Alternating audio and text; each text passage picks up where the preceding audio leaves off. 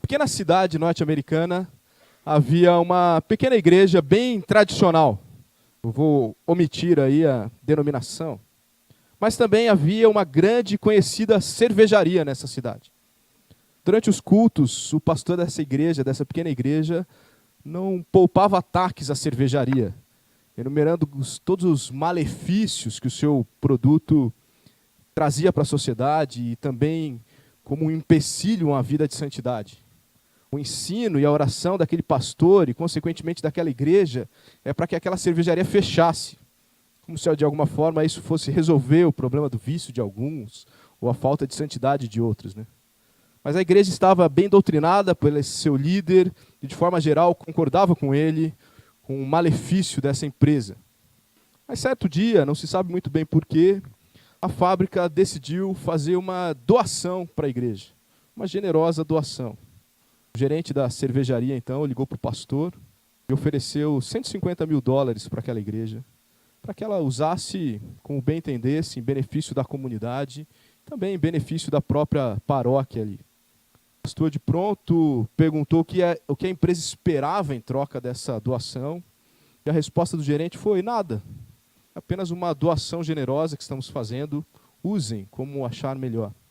Logo, a notícia correu por toda a cidade era pequena, e um burburinho tomou conta, a igreja tinha uma decisão a tomar.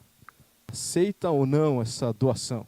Os membros começaram a sonhar com reformas que eram necessárias, e tantos sonhos que eles tinham e como o orçamento apertado da igreja não permitia que eles realizassem, esse dinheiro inesperado viria muito bem a calhar.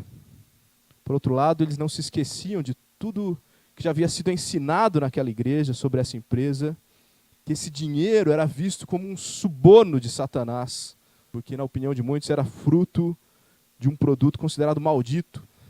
Então, a igreja reuniu-se em assembleia para poder tomar a decisão final. Depois de muita discussão, a decisão, então, foi por aceitar a oferta. No livro de Atas daquela igreja foi registrado o seguinte: por maioria de votos, resolveu-se aceitar a doação de $150.000 feita pela cervejaria, na firme convicção de que o diabo ficará furioso quando souber que o seu dinheiro vai ser usado para a glória de Deus. Coerência é um grande desafio na vida. É muito difícil sermos coerentes. É muito difícil termos um procedimento totalmente compatível com o nosso discurso. É muito difícil termos um discurso totalmente compatível com o que a gente afirma acreditar. A única maneira possível de ser coerente é sendo sempre sincero, sempre verdadeiro. Por isso, o desafio que nos é apresentado pelo Evangelho é: viva de acordo com a salvação recebida. Viva de acordo com essa salvação. Só assim poderemos ser coerentes. Mas, por outro lado, meu amigo, se você não compreendeu o Evangelho, se você não foi regenerado pela ação de Deus, não tente seguir os princípios de Deus, não tente seguir os preceitos da Bíblia. Você não vai conseguir. Você não tem o Espírito Santo para te ajudar a conseguir. Vai ser perda de tempo. Então seja sincero também e coerente com quem você é, com o que você professa. Mas mesmo cristãos regenerados, com o auxílio do Espírito Santo, têm dificuldade muitas vezes de ser coerentes com a salvação recebida. Isso se deve ao pecado que ainda está presente em nós. Seja através da nossa carne, seja no mundo que vivemos, que é dominado pelo pecado, seja pelas tentações do inimigo das nossas almas. O pecado está por aí. O texto que vamos considerar hoje, veremos que o apóstolo Paulo teve que enfrentar o apóstolo Pedro, numa ocasião, para que ele fosse coerente, para que ele agisse de forma coerente, para que o evangelho não fosse descaracterizado ou desqualificado pela incoerência de um líder e um importante líder da igreja. Então eu peço aos irmãos que abram as suas Bíblias aí em Gálatas capítulo 2. Eu quero ler os versículos 11 a 14, apenas 4 versículos. Gálatas capítulo 2, versos 11 a 14. A palavra de Deus diz assim: quando, porém, Cefas veio a Antioquia, resisti-lhe face a face, porque se tornara repreensível. Com efeito, antes de chegarem alguns da parte de Tiago, comia com os gentios. Quando, porém, chegaram, afastou-se, e por fim veio a apartar-se, temendo os da circuncisão. E também os demais judeus dissimularam com ele, a ponto de o próprio Barnabé ter se deixado levar pela dissimulação deles. Quando, porém, vi que não procediam corretamente, segundo a verdade do Evangelho, eu disse a Cefas, que é Pedro, na presença de todos: se, sendo tu judeu, vives como gentio e não como judeu, por que obrigas os gentios a viverem como judeus? Até aí. A visita de Paulo a Jerusalém estabeleceu a grande verdade unificadora de que nós somos salvos pela fé em Cristo, nada mais, nada além.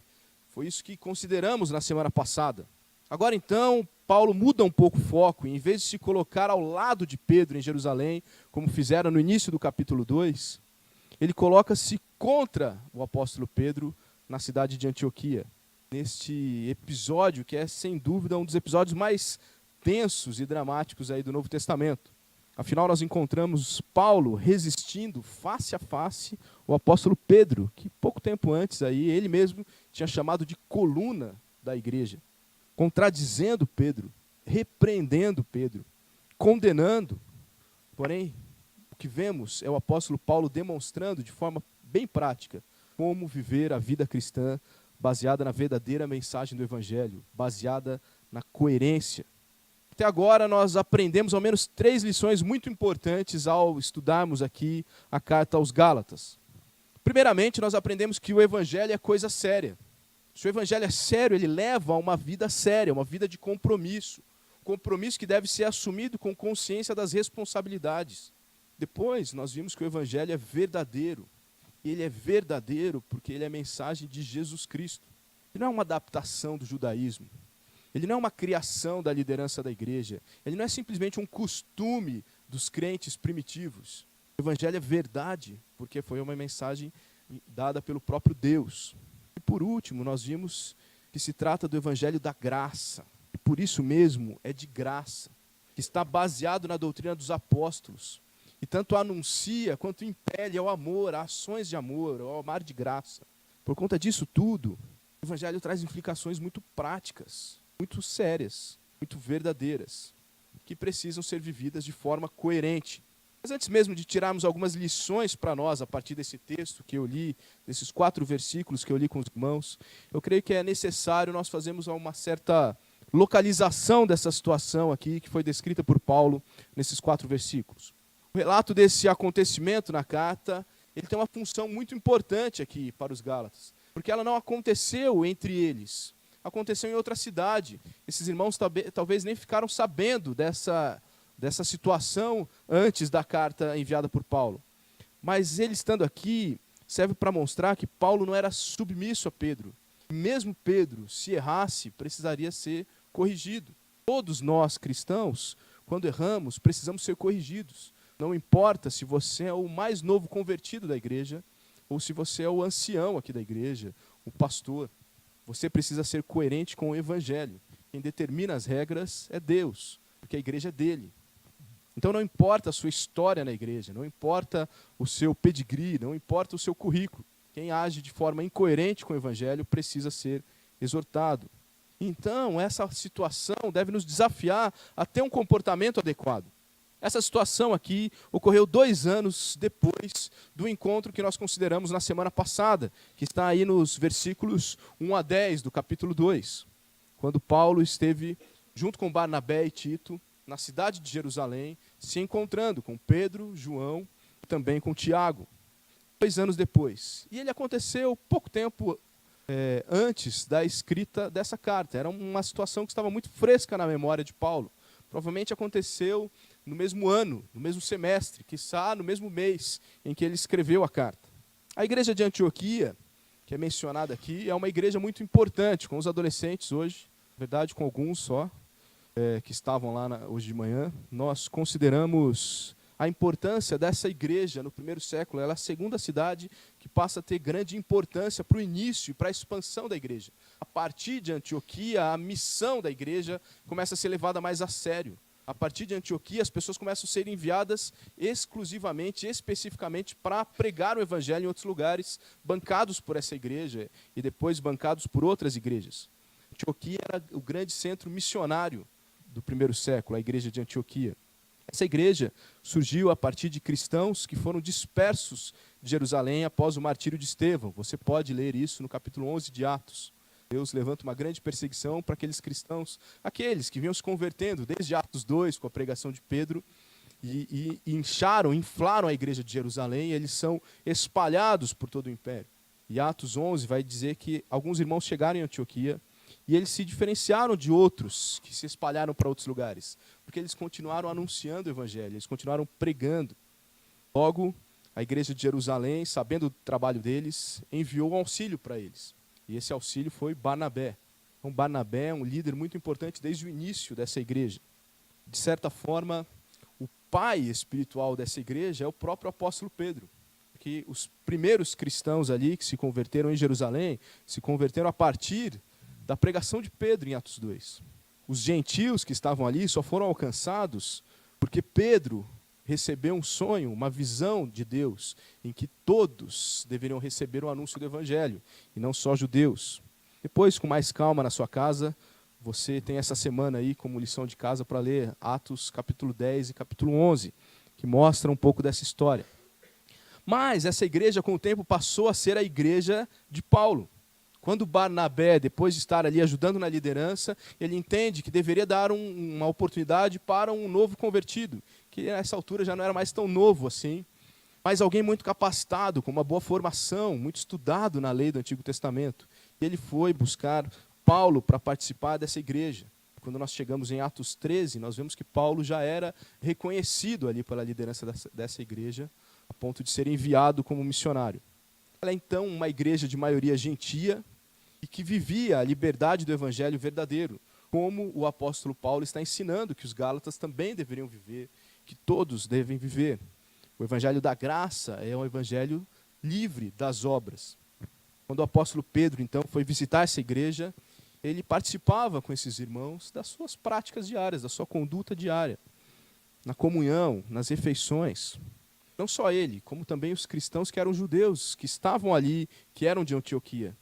Mas, quando outros cristãos judeus, chegando lá da igreja do pastor Tiago em Jerusalém, com outras tradições, chegam na cidade, Pedro muda o seu comportamento. Ele muda a sua dieta, ele muda o jeito de se vestir, ele muda o jeito de se relacionar com os gentios. Ele traz à tona uma religiosidade, um tradicionalismo que não tem nada a ver com o evangelho da graça. Essa atitude imatura do apóstolo Pedro gerou duas respostas muito importantes para a igreja. Em primeiro lugar, e uma resposta mais imediata, gerou uma repreensão, porque a postura dele era correta, mas depois houve o erro quando ele muda de comportamento. E ele foi repreendido por Paulo por conta disso. Foi repreendido na frente de todos os irmãos. É certo que nós devemos saber nos adaptar aos ambientes que nós estamos. É certo que nós devemos saber nos portar de forma adequada em lugares diferentes e com pessoas diferentes. Não é disso que Paulo está exortando Pedro. Cada um de nós, mas eu vou pegar um exemplo meu. Como pastor, eu tenho que buscar me comunicar da melhor forma possível com o seu Belmiro, por exemplo, com o ancião. Um diálogo adequado para conversar com ele. Tem um vocabulário adequado, tem uma maneira de eu me portar adequada para eu conversar com o Senhor. Por outro lado, quando eu vou conversar com o Adriel, precisa ser diferente. Talvez o vocabulário mude um pouco, a maneira de se expressar muda um pouco. Não é de coisas assim que o apóstolo Paulo está falando. Não é sobre ser mais formal, sobre respeitar a idade, história. Não é sobre ser mais informal, tentar entender os desafios da idade. Mas a adaptação que nós podemos ter, ela tem limites. E os limites, o Evangelho mesmo nos impõe. A salvação que eu recebi, ela me impele a viver de uma forma coerente. Em primeiro lugar, com o Deus que eu sirvo. Então, continuando com esse exemplo, ainda que eu mude o meu vocabulário entre o seu Belmiro e o Adriel, eu sei, por exemplo, que o Evangelho me impõe limites, que eu não tenho espaço para palavras torpes. Eu não tenho espaço para palavras que não edifiquem. Eu não tenho espaço para sensualidade, para imoralidade, para coisas que não convêm aos santos e nem deve ser mencionado entre os santos, como o apóstolo Paulo diz lá em Efésios capítulo 5. Então, ainda que eu mude o meu linguajar, ele tem limites. Então, a primeira resposta diante desse erro do apóstolo Pedro foi imediata, uma exortação pública. A segunda resposta aconteceu um tempo depois. Foi o Concílio de Jerusalém, que está registrado em Atos 15. Porque a partir desse ato, a partir da maneira como os cristãos da igreja de Jerusalém, a partir da maneira como Pedro reagiu, ficou claro para o apóstolo Paulo que a conversa que eles tinham tido 2 anos antes ainda não tinha tido tanto peso, ainda não tinha sido divulgado, ainda não estava totalmente sendo ensinado. Que o que se exige do evangelho, qual que é a liberdade que há no evangelho, o que é responsabilidade e o que não. Então, parece que 2 anos antes eles tiveram um acordo e parece que esse acordo só ficou com Paulo. E Tiago, Pedro e João continuaram ensinando a igreja de Jerusalém da mesma forma. Por isso, então, pouco tempo depois, ainda no mesmo ano em que essa situação aconteceu, em que a carta foi escrita, a igreja se reúne e aí sim é registrado, é colocado no papel, é tornado oficial. O que é exigido é isso. E depois também, somando a sua lição de casa, você pode ler Atos 15 e compreender melhor. Então, o que nós aprendemos é que atitudes hipócritas, elas não são condizentes com o evangelho verdadeiro, com o evangelho da graça. Para que a gente possa corretamente desenvolver a nossa vida cristã, para que a gente não viva agindo como a igreja dessa história que eu mencionei no início, que atacava até quando foi favorável deixar de atacar. Para que a gente não seja hipócrita, para que a gente não seja incoerente, nós precisamos entender as exigências do evangelho. Estou meio travado hoje, né? Vou começar de novo. Nós precisamos entender as exigências, não saiu mesmo assim, exigências do verdadeiro evangelho, do evangelho verdadeiro. Depois, falou, você me ajuda aí com a fono, porque está difícil aqui. O que ele realmente requer, o que o evangelho exige. Então, a partir do texto que nós lemos, desses 4 versículos, eu quero que a gente possa aprender 4 requerimentos do verdadeiro evangelho. Em primeiro lugar, o evangelho requer comportamento irrepreensível. Comportamento irrepreensível. O grande problema de Pedro não foi o simples fato de renegar a tradição étnica que ele recebera. Atos 11 nos ensina por que ele poderia ter esse comportamento. Por que agora um judeu podia mudar a sua dieta alimentar. O problema não era só esse. O problema dele foi o seu comportamento. Ele agiu de forma hipócrita. Se havia da parte dele o reconhecimento de que a dieta não é essencial para a salvação, e enquanto ele não tinha aqueles outros irmãos de Jerusalém por perto, ele agiu normalmente, porque quando os outros chegaram, ele mudou.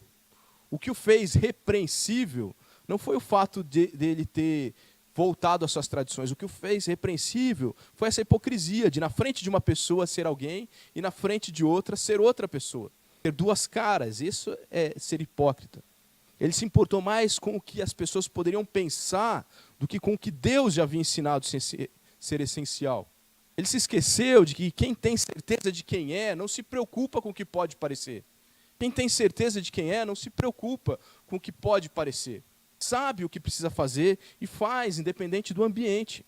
Ser irrepreensível não é ser impecável, não é ser alguém sem falhas, mas é ser alguém que não tem fios soltos para que possa prendê-lo.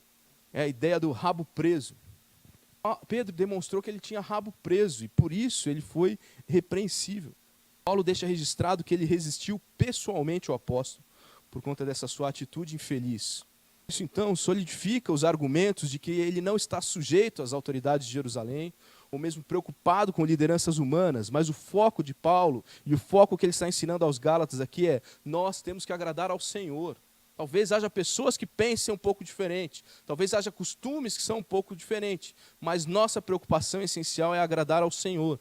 Quando a nossa preocupação baixa do Senhor para as pessoas, nós corremos um grande risco de sermos dignos de repreensão, de nos tornarmos repreensíveis. Mas quem vive o evangelho coerente, ele deve ser irrepreensível. Essa atitude de Paulo, ela pode parecer incoerente com o que ele mesmo ensinou um pouco mais tarde. Cerca de 7 anos depois, quando ele escreve a primeira carta aos Coríntios, ele escreveu o seguinte: procedi para com os judeus como judeu, a fim de ganhar os judeus. Para os que vivem sob o domínio da lei, como se eu mesmo assim vivesse, para ganhar os que vivem debaixo da lei, embora não esteja eu debaixo da lei. Mas como assim, Paulo? Você repreende Pedro por uma mudança de comportamento, e agora você diz que com judeus você procedeu como judeu. Com outros você procedeu de forma diferente. O que Paulo está ensinando aqui aos coríntios é que deve haver mobilidade de métodos, mas nunca mobilidade moral. Paulo não acomodou a mensagem do evangelho, como Pedro estava fazendo. Paulo se acomodava aos judeus somente até onde essa atitude era coerente com a doutrina da liberdade que o evangelho traz. Por isso, esse mesmo Paulo não permite que Tito seja circuncidado, como nós vimos semana passada. Mas, em Atos 16, ele mesmo circuncida Timóteo, quando ele vai pregar entre judeus. Ele não age por temor, mas ele age por amor. O pensamento de Pedro ele foi diferente. E não foi o pensamento de agradar a Deus, não foi o pensamento de edificar, mas foi o pensamento de agradar as pessoas. Como eu posso me amoldar aqui ao costume de um e de outro, para que todo mundo goste de mim? Essa postura é muito preocupante, essa postura que pode se tornar repreensível. Como cristãos, nós temos que estar muito atentos ao nosso comportamento. O desafio é não seja um mero religioso que pauta os seus comportamentos éticos pelo público, que pauta os seus comportamentos éticos pelo ambiente, mas seja um seguidor do Evangelho que usa da sua liberdade para ensinar e testemunhar. Talvez o exemplo mais próximo da situação vivida por Pedro aqui, nós temos hoje em dia, ou pelo menos que eu consegui pensar, é o consumo de bebida alcoólica. Estão tentando trazer para os nossos dias aqui. Imagine que Pedro estava num churrasco de irmãos da igreja. E esses irmãos, eles são mais liberais aí um pouco em seu comportamento. E Pedro, então, estava lá sentado com eles e bebia uma cerveja.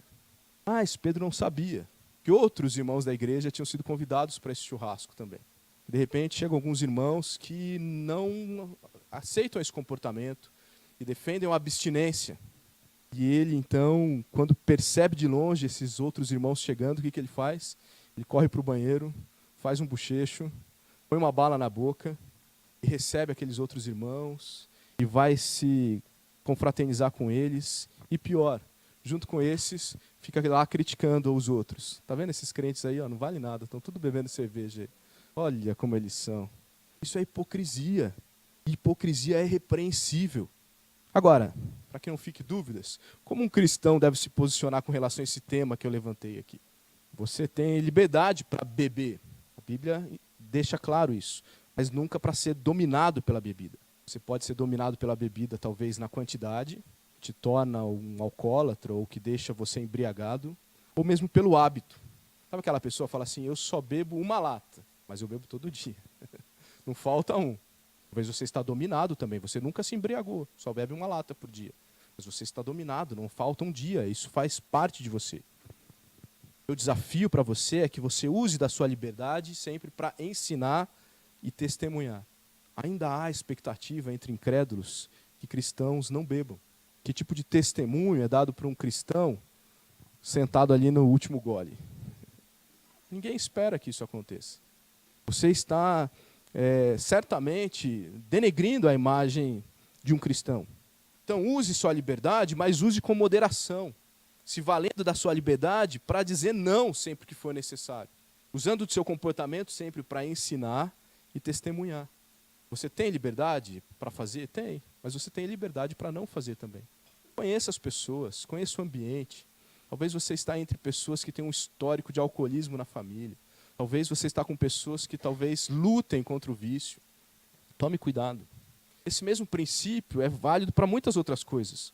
Que tipo de música você ouve? Que tipo de filme você assiste? Como você se veste? Que tipo de livros você lê? Analise sempre. Use da sua liberdade, inclusive, para dizer não farei. Não farei junto com outras pessoas. Analise bem seu comportamento para que você não seja um hipócrita repreensível. Haja coerentemente, pois o evangelho da graça requer um comportamento irrepreensível. O segundo requerimento do evangelho é que o evangelho requer um comportamento intrépido. Ser intrépido é ser destemido, corajoso. Nos versículos 11 e 12, nós temos dois incentivos para a intrepidez. Um incentivo positivo e um incentivo negativo. Um exemplo positivo e um exemplo negativo. O primeiro, no versículo 11, é o de Paulo. Ele advertiu Pedro como todo líder deve ser advertido. Talvez você tenha em mente Mateus 18. E é bom que você tenha em mente Mateus 18. Mateus 18 nos ensina alguns passos que devemos seguir quando nós percebemos um irmão em pecado. E talvez você lembre lá que Jesus disse, se seu irmão pecou, você vai e conversa, você e ele só. Se resolveu, ótimo, ninguém mais precisa saber. Se não resolveu, leva mais uma ou duas testemunhas. Tenta de novo. Se resolveu, ótimo, só vocês três estão sabendo. Se não resolveu, traga para a igreja. E diante da igreja, vamos tentar resolver isso. Se a pessoa ainda não se arrependeu do seu pecado, o que seria resolver? A pessoa reconhecer o seu pecado, se arrepender dele e mudar a prática. Se ela ainda não se arrependeu, então a igreja precisa deixar claro para a sociedade. Esse não é um dos nossos. Bom, ele pode até ter jeito de crente, cheiro de crente, pode até vir aqui no culto, mas ele não é um dos nossos. Ele precisa ser afastado aí do nosso convívio. Mas, quando se trata de um líder da igreja, o critério é diferente. Por isso também, Tiago diz, não se tornem muitos de vocês mestres, né? Não é um fardo muito leve. 1 Timóteo 5, versículos 19 e 20, diz o seguinte, não aceites denúncias contra presbíteros, senão exclusivamente sob o depoimento de 2 ou 3 testemunhas. Quanto aos que vivem no pecado, então, repreende-os na presença de todos, para que também os demais temam. Ou seja, quando se trata de um líder, a primeira coisa é, tenha muita certeza do que aconteceu. Não saia levantando acusações contra um líder se você não tem certeza. Porque pode haver ciúmes, pode haver inveja, pode haver uma mentira levantada contra líderes, e você talvez já conheça muitas histórias assim. Espero que você nunca tenha levantado uma história dessa. Mas você tendo certeza, o que você precisa fazer é repreender em público. Eu, como pastor de vocês, eu não tenho o privilégio de ser exortado em particular, depois com 2 testemunhas. O meu pecado, ele precisa ser trazido aqui à frente da igreja. Para quê? Para que toda a igreja reconheça, para que toda a igreja tema. Tema o pecado, tema ao Senhor. Paulo tinha evidências, não só porque ele viu, mas porque toda a igreja viu o que Pedro fez. Então ele foi e advertiu Pedro publicamente, para que não houvesse dúvidas, para que não houvesse confusão. Isso foi realmente necessário, porque até o experiente Barnabé, ele estava sendo confundido aí pelo comportamento de Pedro e dos outros irmãos.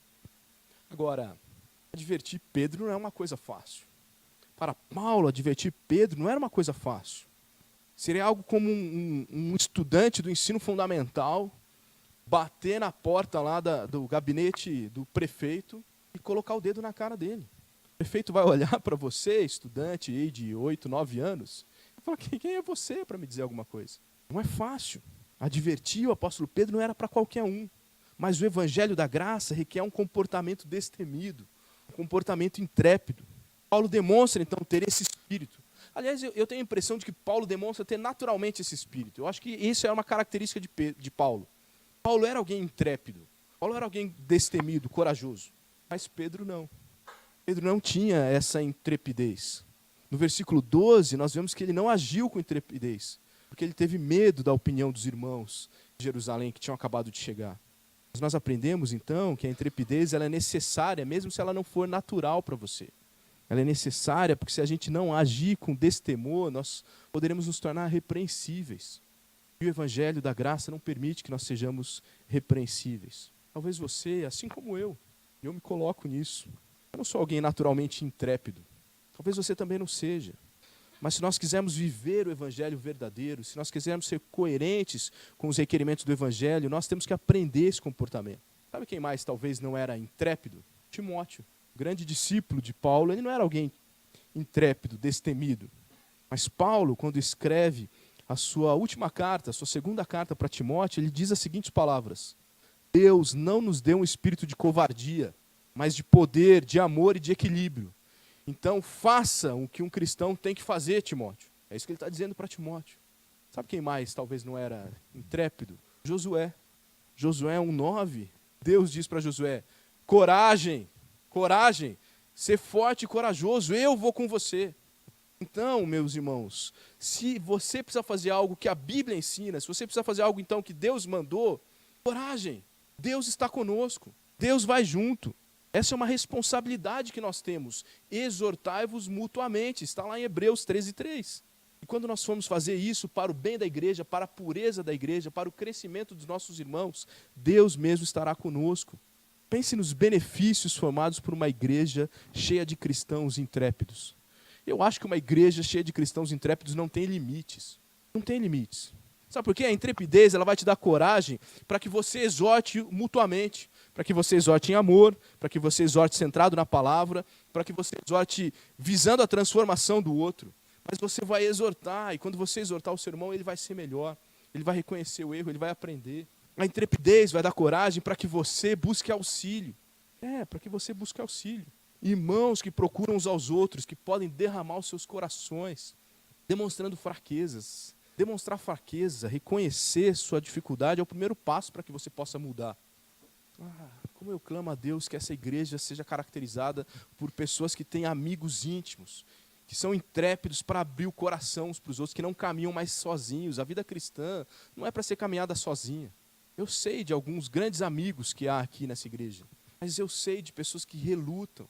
O mineiro é famoso de ser muito reservado nesse sentido, desconfiado. A gente precisa derramar o coração. Cristãos intrépidos se abrem para alguém, buscam um grande amigo.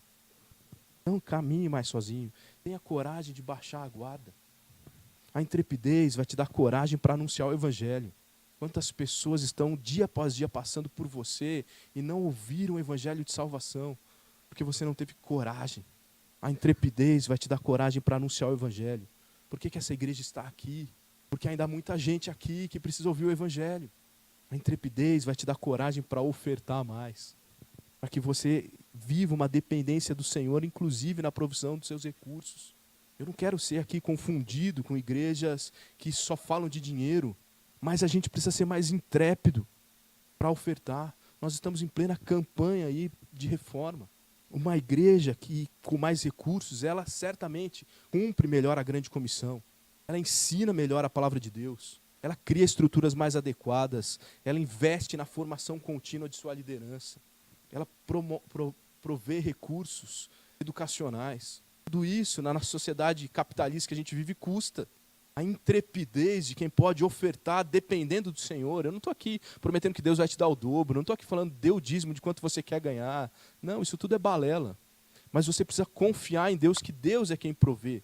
A intrepidez vai te dar coragem para isso. A intrepidez vai te dar coragem para viver o evangelho de forma mais integral, de forma inteira. Você consegue perceber os benefícios de uma igreja cheia de cristãos intrépidos? Não tem limites. Não tem limites. Uma igreja cheia de cristãos intrépidos, em um ano não adianta a gente quebrar essa cozinha aqui. A gente vai precisar quebrar a rodoviária lá. Imagina todos nós aqui anunciando, evangelizando, discipulando, estudando a Bíblia, abrindo, trocando fraqueza, sendo cada vez melhor em Cristo. Não tem limite. O pastor sonha mesmo. Mas eu oro pelos meus sonhos também. Quem sabe não sejam sonhos de Deus. Amém? Então analise bem o seu comportamento para que você não seja um medroso. Haja coerentemente, porque o evangelho da graça requer um comportamento intrépido. Terceiro requerimento, então, o evangelho requer comportamento íntegro. Íntegro. Ser íntegro é ser inteiro, é agir inteiro. É ser moralmente o mesmo, independente do ambiente. Talvez você já viu aquelas pegadinhas. Sabe aquela que o cara vai fazer uma entrevista, faz uma pergunta para o cidadão, ele responde, não, eu sou totalmente contra o homossexualismo. Aí vem um fortão do lado, né? E você? Não, eu sou homossexual e eu odeio quem é contra. Aí pergunta pro cara de novo, vocês já viram, né? Não, e isso não é ser íntegro. Isso é querer se adaptar ao ambiente, ao que parece mais favorável. Isso é uma grande demonstração de falta de integridade. Há diversas maneiras de você demonstrar falta de integridade. Hoje, nós não somos íntegros na nossa presença física, por exemplo. Na era dos smartphones, você dificilmente está integralmente no lugar que seu corpo está. Talvez você não esteja aqui agora, apesar de estar sentado aí numa cadeira. Há um tempo atrás eu ouvi uma frase que eu achei muito interessante. O cara disse assim, onde eu for, lá estarei. Parece uma frase boba, né? Besta. Mas ela é uma frase muito profunda. Porque, na verdade, a gente vai nos lugares, mas a gente não está lá. A gente está em outros lugares. Como foi bom ontem? Ontem, no dia da criança, lá na chácara, não tinha celular, sinal nenhum de celular. Nem lembrei, eu pude sentar na frente das pessoas e conversar. Eu conversei com o Genilton, conversei com o Marcos, com o Fernando, com o Juliano, eu brinquei com as crianças. Eu realmente estava lá. Depois, quando chega ali, mais ou menos na casa da Raia ali do seu Zé, daí começa a chegar as mensagens, né? Aí depois se resolve. Onde eu for, lá estarei. Seja íntegro na sua presença. Agora, o texto ele também nos ensina que nós temos que ser íntegros no nosso comportamento, agindo de forma coerente em todas as situações. Não importa o público, não importa se a gente vai ser beneficiado ou prejudicado. Integridade nos leva a agir corretamente sempre. Sempre. Você já ouviu falar da ética de Jô? Não sei se você gosta de futebol, mas no ano passado aí, o atacante de um grande time aí, talvez do maior time do futebol brasileiro, ele num jogo, ele foi beneficiado pela honestidade de um adversário. Ele levou um cartão amarelo e o adversário disse, não, fui eu que chutei. E ele aplaudiu, cumprimentou, deu entrevista. Mas algumas rodadas depois, ele fez um gol de mão. Daí ele deu entrevista, mas o juiz não viu, eu não sei se foi. Eu não percebi, eu não senti onde que pegou. Talvez muitos de nós, temos a ética de Jô. Quando nos beneficia, eu clamo pela integridade. Quando nos prejudica, ela já se torna um pouco mais relativa. A falta de integridade de Pedro demonstrou a falta de integridade de muitas outras pessoas que estavam ali com ele. Outros cristãos, judeus de Antioquia, incluindo Barnabé, agiram conforme o ambiente parecia ser mais favorável. Interpretaram um papel. É isso que diz o texto, eles dissimularam. Eles interpretaram um papel, eles fizeram uma máscara. A nossa sociedade padece a falta de pessoas íntegras. Ela sofre. Eu não sei se ela clama por isso, mas ela sofre pela falta de integridade. Pessoas que respeitem leis, mesmo quando não há fiscalização. Pessoas que assumam consequências dos seus erros. Pessoas que executem as suas funções, mesmo quando não há supervisão. Pessoas que cumpram compromissos assumidos. Pessoas que honrem a palavra. Isso é integridade. Mas a gente quer esperar isso de pessoas que nem acreditam que exista Deus. De incrédulos, de pessoas que nunca foram alcançados pela consciência do seu pecado através do Espírito Santo. Aliás, com vergonha, eu reconheço que muitas vezes nós vemos mais integridade em pessoas que não amam a Deus do que entre cristãos. O povo da graça é que deve ser íntegro. Eu e você que temos que pagar o preço da integridade. Eu e você temos que assumir a palavra proferida. Eu e você temos que agir em conformidade com o que é ordenado. Então, meu irmão, analise bem o seu comportamento. Para que você não seja alguém de opinião dividida, de comportamento dividido, alguém de duas palavras, pessoa de atenção dividida, de presença dividida. Haja coerentemente, porque o evangelho da graça requer um comportamento íntegro, inteiro, integral. O quarto requerimento é o evangelho requer correção da infidelidade. Correção da infidelidade. O compromisso do cristão é com a verdade, sempre com a verdade. Nós seguimos um evangelho verdadeiro, nós cremos em um Deus que é a verdade em letras maiúsculas. Nós baseamos a nossa conduta num livro que registra as palavras desse Deus, e esse livro é a verdade, porque ele registra as palavras de Deus. Então qualquer erro precisa ser corrigido. Qualquer erro entre cristãos precisa ser corrigido. O problema é que parece que a gente tem mais facilidade de querer corrigir as pessoas que não amam a Deus, pessoas que são pecadores. Um amigo meu, ele usava a seguinte frase, ele dizia assim, o que podemos esperar de pecadores a não ser que eles pequem? Mas a gente quer perfeição de pecadores e relativismo de santos, regenerados, nascidos de novo. Nós temos que corrigir a infidelidade dentro dos nossos arraiais. Às vezes a gente quer mudar o mundo, mas a gente não está ajudando o irmão a melhorar. A gente não está buscando nós mesmos sermos melhores. A gente quer que o presidente mude a nação, mas você não é capaz de mudar a sua corrupção do dia a dia. O fato de termos compromisso com a verdade é o que nos leva a algumas responsabilidades, como, por exemplo, ser membro de uma igreja local. Todo membro de uma igreja local assume um compromisso uns com os outros de corrigir a infidelidade, de ser corrigido na infidelidade. Todo membro aqui dessa igreja assume um compromisso. Esse compromisso inclui dar bom testemunho, regrar a sua conduta de acordo com a Bíblia, contribuir financeiramente, trabalhar ativamente nas atividades da igreja e outros. São compromissos assumidos por cada membro dessa igreja local aqui. Quando você não cumpre algum desses compromissos, você está sendo infiel. Você precisa ser corrigido. Membresia de igreja não é uma criação nossa. Eu reconheço que culturas, que a legislação de cada país, de cada época, tem influenciado no procedimento de como se tornar membro. Mas ser membro de uma igreja remete à ideia de haver igrejas locais. E igreja local é uma criação de Deus. Deus criou as igrejas locais para a nossa proteção. para a nossa segurança, para que juntos nós pudéssemos a cada dia ser melhores, nós pudéssemos ser moldados, nós pudéssemos crescer rumo à estatura do varão perfeito. Então, estando juntos, é que há a correção da infidelidade. Eu sei que você pode aprender bastante se você decidir ser um desigrejado. Você sabe o que é um desigrejado, né? Pessoa que da sua casa consome igreja online, normalmente. Ou até ocasionalmente vai em uma igreja, depois pula para outra. Porque pela internet você pode escolher os melhores pregadores. Dentro desses melhores pregadores você pode escolher as melhores mensagens deles. Você pode ouvir o louvor que mais agrada a você, o ritmo que você gosta, as músicas que você gosta. Mas se você age assim, você deixou de ser igreja.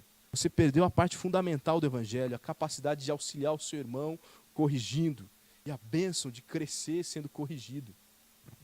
Um grande homem de Deus, um pastor presbiteriano na cidade de Belo Horizonte, chamado Jeremias Pereira, ele conta uma história que no início do ministério ele achou muito difícil ser pastor de igreja.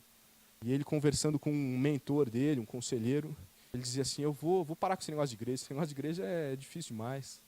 Eu quero ser professor de seminário, sei lá, eu vou arrumar outra coisa para fazer, vou ser palestrante, mas pastor de igreja não dá.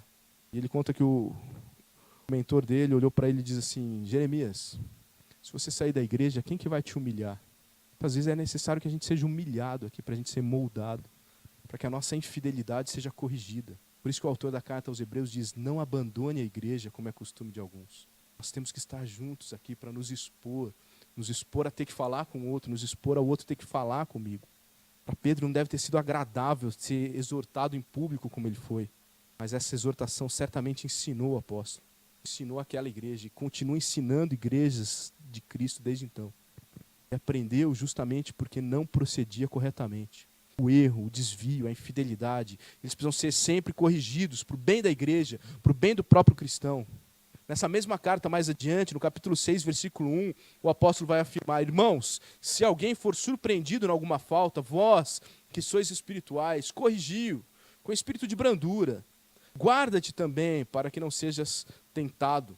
Agora, em qualquer situação, quem estiver agindo de acordo com o ensino bíblico, o que a palavra de Deus diz, essa pessoa está sendo espiritual. Então ela terá o compromisso com o irmão que estiver sendo infiel. Esse texto que nós lemos agora, né, ele ainda acrescenta que a própria pessoa que exorta também aprende, porque ela fica atenta. Ela não comete o mesmo erro que ela percebeu o outro cometendo. Então, analise bem o seu comportamento, para você não ser um infiel, alguém que não corrige a infidelidade. Haja coerentemente, porque o evangelho da graça requer correção da infidelidade. Todas essas atitudes juntas cooperam para uma única grande atitude, coerência. Sempre que nós buscamos agir de forma irrepreensível, com intrepidez, de forma íntegra, combatemos a infidelidade, nós agiremos de acordo com o evangelho da graça, que é o evangelho da coerência. A desavença entre Paulo e Pedro ela não foi um simples choque de personalidades. Ela não teve só um significado imediato, porque controvérsias como essa continuam a acontecer. Talvez os temas mudem, certamente os temas não são mais circuncisão, mas a essência permanece a mesma. O que me une e o que me separa. O que me une a uma pessoa e o que me separa dela. E a resposta para essa pergunta é o Evangelho. O Evangelho é o que une e o que separa. O Evangelho da graça é o que une o povo da graça. Tem unido ao redor do mundo, ao longo das eras. É por ele que nós lutamos. É esse Evangelho que nós permanecemos ensinando. O Evangelho da coerência. Agora, esse mesmo Evangelho é o que separa cristãos de incrédulos. A gente tem cristãos muito cinzas agora. Você não sabe mais. Nós vivemos em era cinza, né? Você não sabe mais que roupa se é de homem, se é de mulher, o corte de cabelo. Mas agora a gente tem cristãos cinzas. Semana passada, eu e o pastor Fernando de Onópolis estávamos num retiro de jovens aqui em Vargem. E um jovem perguntou o seguinte, é necessário que um cristão tenha uma postura diferente? Olha que ponto chegamos. O jovem tem dúvida se é necessário que um cristão tenha uma postura diferente. O evangelho da coerência, ele nos separa. Ele nos divide, porque ele mostra que o nosso pressuposto é diferente, a nossa preferência é diferente, o nosso modo de agir, nossas escolhas, vocabulário, como a gente se relaciona com dinheiro, com família, em tudo. Em tudo a gente é diferente, por causa do evangelho da graça que chegou até nós. Agora pense sinceramente se o evangelho está te unindo aos seus irmãos ou está te separando deles. Esse é um grande termômetro para saber se você está agindo de acordo com o evangelho ou não. Talvez o evangelho, a sua prática está te unindo mais com pessoas que não amam a Deus, que não temem a Deus. Isso é preocupante. Nós devemos andar corretamente, nós devemos andar concordemente, nós devemos andar coerentemente com esse evangelho, com os que amam esse mesmo evangelho, ao mesmo tempo que a gente precisa se opor aos que negam o evangelho, seja por palavras, seja por atitudes, seja simplesmente pelo coração. Tim Keller, em seu livro Gálatas para você, ele apresenta 3 perguntas profundas para a nossa reflexão, pensando nesse texto.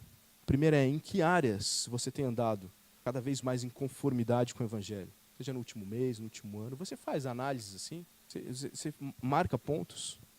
Em que áreas eu sou mais parecido com Cristo agora do que eu era um mês atrás, um ano atrás?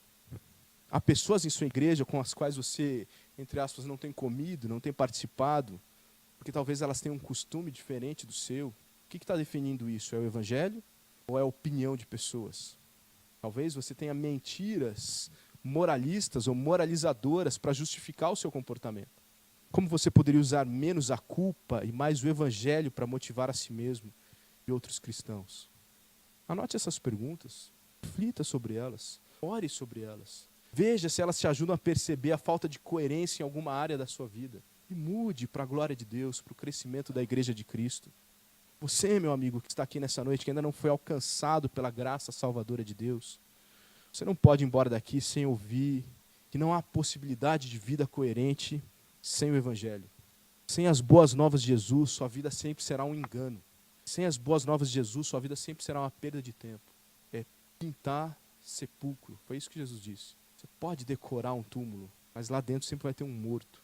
Uma tentativa vazia de sair do lugar, como quem corre uma esteira. O evangelho é a ótima notícia que nos anuncia que Deus, através da morte e ressurreição de Jesus Cristo, pagou o resgate, pagou o preço do meu e do seu pecado. Agora nós podemos ter um relacionamento com o Deus Criador, o Deus que é santo, pela fé, pela simples fé no sacrifício desse Deus que se fez homem, Jesus Cristo, e morreu no meu e no seu lugar. Quem não crê nessa mensagem muito simples, terá que eternamente pagar o preço do pecado. Qual que é o preço do pecado? A morte eterna, inferno, condenação, separação de Deus. Viva uma vida coerente. Creia no evangelho da coerência, no evangelho da graça. Essa notícia traz vida, traz esperança. Se hoje o Espírito Santo de Deus o fez compreender a incoerência da sua vida, da sua distância de Deus, arrependa-se, entregue-se ao Senhor. Agora mesmo você, meu irmão, se hoje Deus o ajudou a compreender a incoerência em algum comportamento seu como cristão, arrependa-se, mude seu comportamento. Confie sempre no Senhor. Viva o evangelho da coerência, que é o evangelho da graça. Vamos orar. Senhor meu Deus, eu sou grato, simplesmente sou grato, que na minha imperfeição, o Senhor de antemão proveu tudo o que era necessário. O Senhor permitiu que 2 homens muito mais especiais do que eu, 2 homens que talvez amaram o Senhor muito mais do que eu um dia vou ter a capacidade de amar, vivessem um conflito, para que nessa noite eu pudesse ser ensinado. Ajude a cada um de nós, a começar por mim, a viver o evangelho da coerência.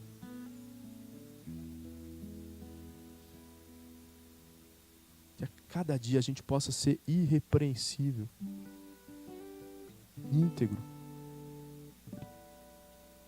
Senhor, tem misericórdia de nós aqui nessa noite. Eu creio que o Senhor tem misericórdia, porque o Senhor já deixou a Tua palavra, e a Tua palavra foi ensinada aqui. Transforma corações para a honra e glória do Teu nome, para o crescimento da Tua igreja, em nome de Cristo. Amém.